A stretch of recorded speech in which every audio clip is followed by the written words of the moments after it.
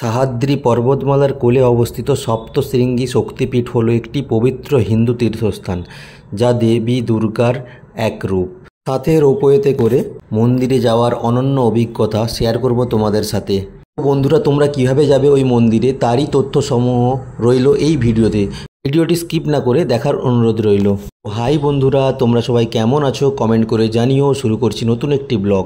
প্রথমেই তোমরা ছত্রপতি শিবাজি মহারাজ টার্মিনাল অথবা লোকমান্য তিলক টার্মিনাল থেকে যে কোনো সুপারফাস্ট এক্সপ্রেস ধরে পৌঁছে যাবে নাসিক রোডে। স্টেশনের বাইরে বেরিয়ে শেয়ারিং অটো করে পৌঁছে যেতে হবে নাসিক সিবিএস বাস স্ট্যান্ডে, যার মূল্য পড়বে প্রতি ব্যক্তি 20 টাকা করে।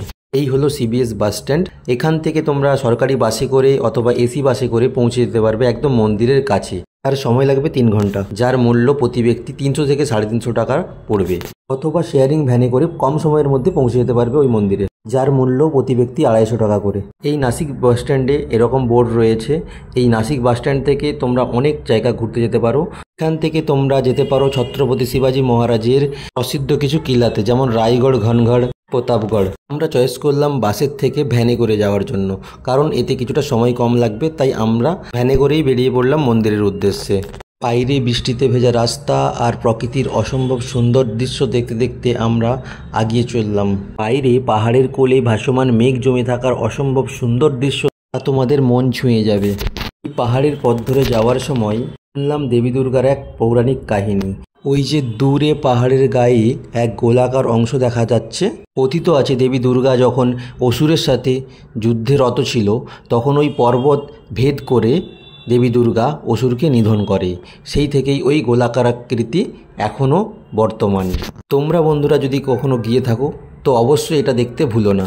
প্রকৃতির দৃশ্য ও গল্প শুনতে শুনতে আমরা এখন পৌঁছে গেছি মন্দিরের একদম কাছে। এখন এখান থেকে আমরা রোপওয়ের প্ল্যাটফর্মে যাব। এই হলো রোপওয়ের প্ল্যাটফর্ম। এখান থেকে প্রথমেই গিয়ে আমরা আমাদের টিকিট কাউন্টারে গিয়ে টিকিটটা নিয়ে নেব, যার মূল্য পড়বে প্রতি ব্যক্তি 120 টাকা করে। ওই টিকিটেই আপ ডাউন হয়ে যাবে। প্ল্যাটফর্মের ভেতরেই তোমরা মন্দিরের একটা ডেমো দেখতে পাবে এবং ভেতরে রয়েছে অসংখ্য দোকান, যেখান থেকে মন্দিরে যাওয়ার জন্য ফুল, পুজোর প্রসাদ সব কিছু সংগ্রহ করে তোমরা নিয়ে যেতে পারো মায়ের মন্দিরে পুজো দেওয়ার জন্য। তোমরা চাইলে রোপওয়েতে না গিয়ে পায়ে হেঁটে উঠতে পারো। 300টি সিঁড়ি অতিক্রম করে তোমরা মন্দিরে পৌঁছতে পারবে। তোমরা যেই দোকান থেকে পুজোর প্রসাদ নেবে সেই দোকানে তোমরা জুতো আর ব্যাগ রেখে রোপওয়েতে গিয়ে বসবে। এই হলো আমাদের রোপওয়ে। রোপওয়ে অলরেডি এসে গেছে। আমরা এই ভেতরে প্রবেশ করলাম। ভেতরের অংশটা ঠিক এই রকমই দেখতে, একদম আলাদা একটি অভিজ্ঞতা। রোপওয়েটা এখন ছেড়ে দিয়েছে। বাইরের দৃশ্যটা কুয়াশায় ঘেরা, অসম্ভব সুন্দর। এই রোপওয়েতে করে মন্দিরকে যেতে 1 মিনিট সময় লাগবে। রোপওয়ে থেকে নেমে সিঁড়ি দিয়ে উপরে উঠে এই ব্যারিকেডের মাধ্যমে পৌঁছে যাবে মন্দিরের একদম মুখ্য দ্বারের সামনে। এই হলো মন্দিরের মুখ্য দ্বার, দেবী সপ্তশৃঙ্গী মাতার মন্দির। জয় মাতাজি।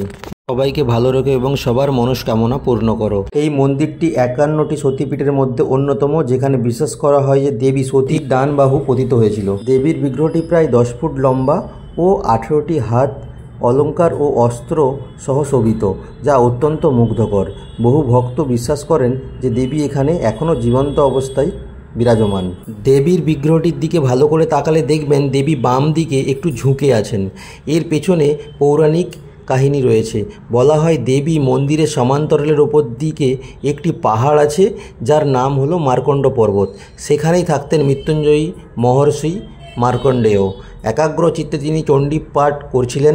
দেবী সেটিকে মন দিয়ে শুনতে শুনতে কিঞ্চিত ঝুঁকে গেছেন, যেমন আমরা কোনো কিছু মনোযোগ দিয়ে শুনতে থাকলে ঝুঁকে পড়ি। এরপর মন্দিরের থেকে বেরিয়ে পাশেই রয়েছে কালভৈরব মন্দির।